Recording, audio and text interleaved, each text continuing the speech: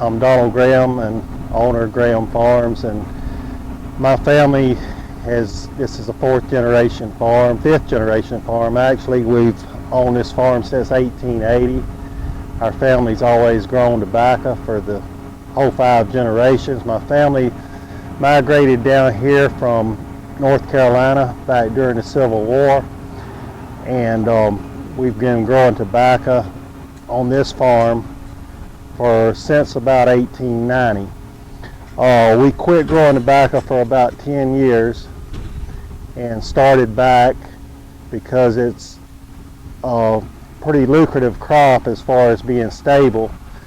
And we also grow peanuts, cotton, cattle, but tobacco has always been our livelihood. And as you can see behind us, we're just into the setting process. We start setting tobacco in early March, start harvesting in June, usually finish by the 10th of August. And the tobacco is still our main crop on the farm, and it brings in most of our income.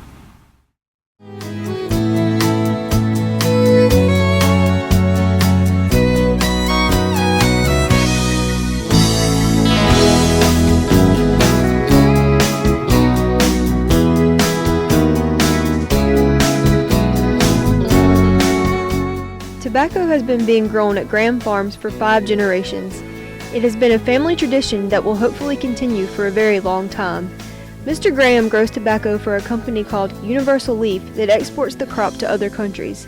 This year, Mr. Graham is planting 50 acres of tobacco, some of which will be organic.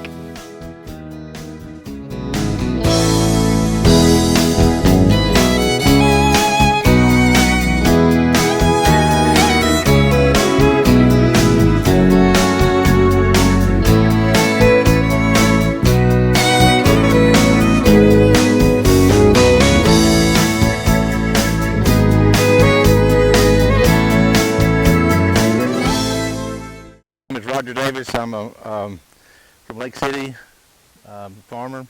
I've known Donald Graham pretty much 50 years or so more.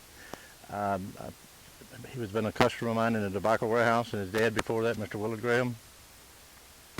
Good fellow to work with. His priorities are right. His faith, his family, and the job, and he takes all 3 of them very seriously. And he's a good friend to have when you don't need one, and a real good friend to have when you do need one, a very good one when you need one.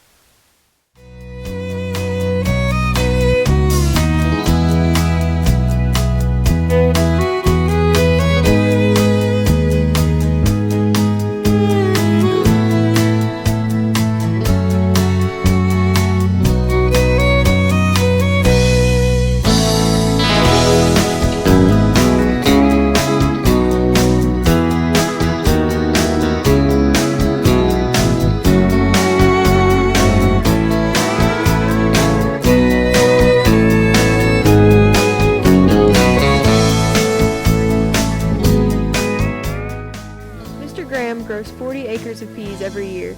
The peas are planted in March to be harvested in the summer. Mr. Graham considers peas to be one of his most reliable crops on the farm.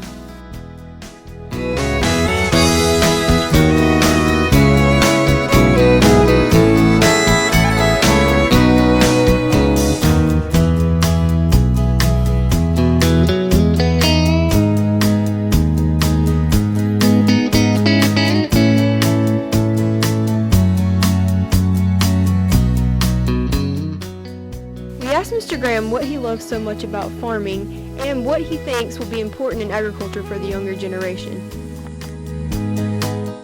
What I enjoy the most about farming is being able to work outdoors, and at the end of the day being able to look back across and see what you've done at the end of the day, and also having the challenge of being able to grow things and correct problems. And I think the thing about agriculture today versus when I started is a person could make a living on a 200 or 300 acre farm, on a family farm, a good living. Now a 1,000-acre farm is probably considered a small farm. Without volume and acreage, you can't make it. And with the corporate farming going on today, I think the challenge of the younger generation is going to be in the technology and learning how to adapt into the new technology of GPS, drones, and things like this for corporate farming, because everything is going towards bigger and better. And today is a lot different than it was 30 years ago. 30 years ago, one farmer didn't produce near as much as he does now. Used to, when we grew peanuts, 2,000 pounds to the acre was a good crop. Now people are making 6,000 pounds to the acre, and I mean, one farmer can do the job of 3 farmers used to could do. I mean, it's technology has gotten way involved, and I think that there is going to be a place for ag for the young people, but I think, like I say, it's going to bigger, more volume and corporate type farming.